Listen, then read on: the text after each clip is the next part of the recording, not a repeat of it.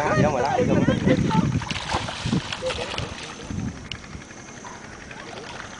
Để đừng dẫn cá ra hết. Dẫn cá ra hết mà. Ba con nữa rồi.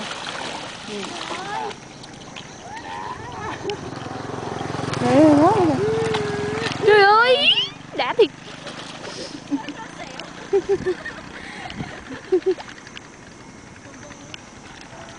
Ra hết, dẫn mấy cá đó ra hết.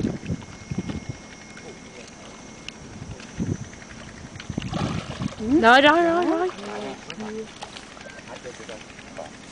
Sợ đi Nguyên.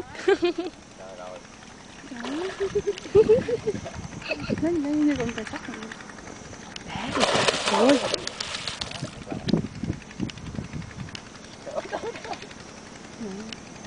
Hết rồi.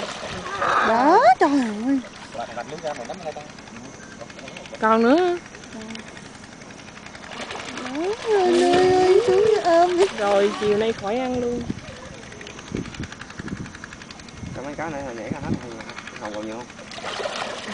Mấy con gì nãy giờ anh thấy có hôn nhiều hơn cái hồng. Ủa sao cho ăn lúc này sao nó dạng nó vô dữ không? Dạ. Nó quen rồi chú ơi. Quen rồi.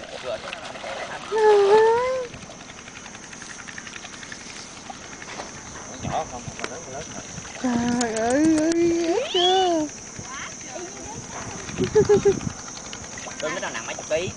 Bằng cỡ con chân. Đúng rồi. Đó, trời ơi, để giật con đó. Nó dạng.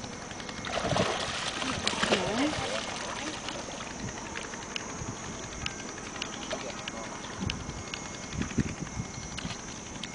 chưa Hết rồi. Còn nữa kìa. Đó. Wow. Chưa được sờ đó nữa. Hết. Nhiều vậy? Vô dữ rồi ta.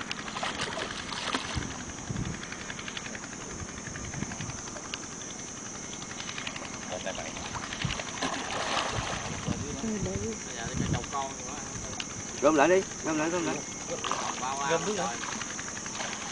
Gom còn đừng cho đứa họng ra. Đứa họng cho không bắt. Gom quanh đây đưa cái này là đưa mặt ổng cái lưới, đưa mặt ổng sao không đưa.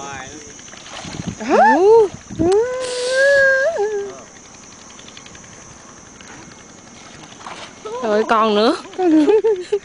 Có cái bao nào cái bao. Cá nó quậy với chân cũng khoái nữa. Cho cái bao vô trong người ta. cái bao trong mắt cá thì còn cá nhỏ mấy cái nhỏ đổ rồi. Trời ơi. Rồi con này thương nó quá, bự quá. Trời ơi.